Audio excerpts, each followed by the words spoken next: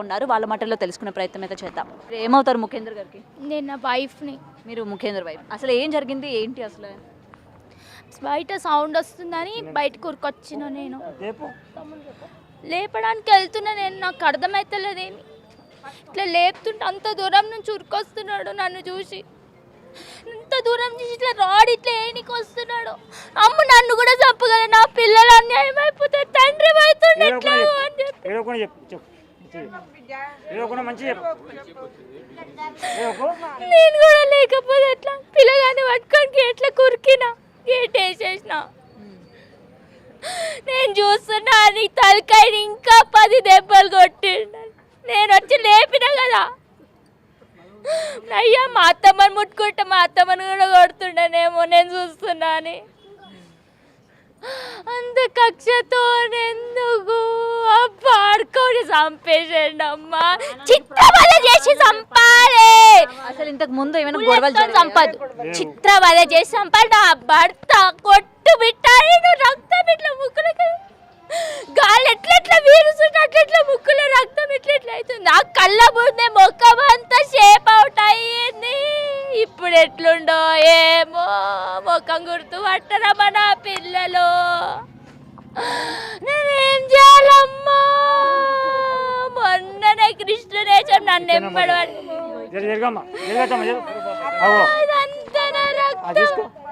నా భర్త రక్తం మా అత్త రక్తం ఆ మోరీలకు పోతుందా నా భర్త రక్తం ఆ మోరీలకు పోతుంటే ఖుషి అవుతున్నాడు. ఆడు ఖుషిగా ఇంకింత కొడుతుండు.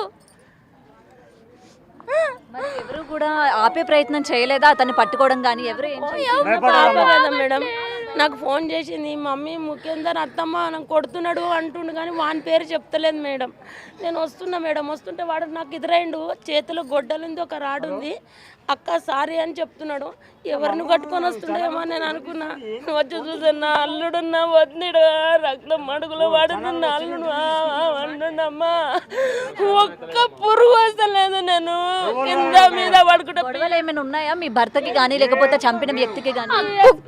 కుక్కలు అని తెలిసి మొక్కలు కూడా చూడమమ్మ బేబు.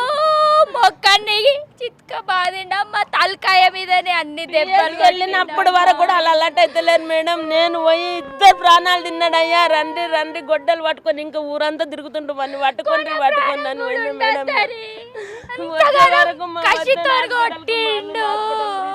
మా తమ్ముడు వచ్చి మా తమ్మునికి చెప్పిన నేను రక్తం మడుగులో వాడుండ్రు మేడం అన్నాడు. అప్పుడే ప్రాణం చెప్పు అమ్మా. ఆయన పానం పోయే ముందు ఒక 5 నిమిషాలు మా పెద్ద బొమ్మది సాయి ఉన్నాడు, ఆయన నాకు ఫోన్ చేసిండు 11:12 భాస్కర్ ఒకసారి ఇంటికాడు పోనే వరకు.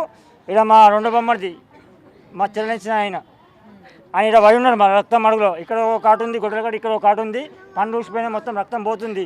మా పెద్ద మామ కూర్చొని ఏడుస్తుండు. ఇక మా మామ నేను కలిసి ఆటోలో ఎక్కించుకొని తీసుకుపోయినాం. బ్లడ్ అవుతుందని అడిగిన బట్ట తీసుకొని నెత్తి కొత్తి బీబీఆర్ తీసుకుపోయినాం. బీబీఆర్లోకి పోగానే ప్రాణం పోయింది. ఇదమ్మా, ప్రాణానికి ప్రాణం ఇస్తే పోయే లోపల ప్రాణానికి ప్రాణం తీయాలి.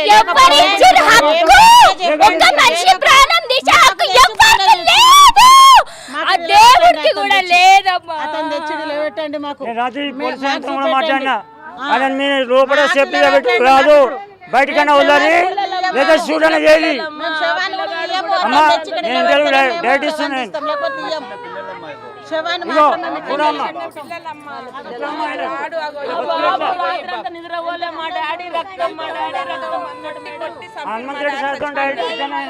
లోపలికి పోయితే 100కి 108కి ఫోన్ చేస్తుంటే లోపల డాడీ చచ్చిపోయిందా మమ్మీ అని అడుగుతున్నా.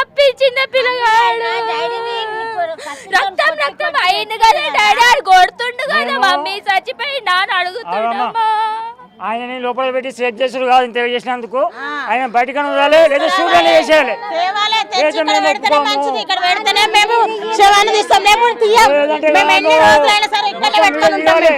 మేము శవాన్ని పెట్టుకొని ఇక్కడనే ఉంటాం. వాళ్ళ మమ్మీ ఏమన్నది, వాళ్ళ మమ్మీని కూడా కొట్టిండు. వాళ్ళ మమ్మీ కూడా సాగు బతుకున్నది. వాళ్ళ మమ్మీ కూర్చొని చూస్తుంది. పక్కనిల్లేనా? వాళ్ళు ఇచ్చింది. వాళ్ళ మమ్మీ వాళ్ళకి తెలిసే చేసింది. నోరి వాసి వాళ్ళకి తెలిసే సంపాదించి చేసిర్రు. పంపించేది. వాళ్ళు అరే ఎక్కడ కొడుకా, తీసుకురా?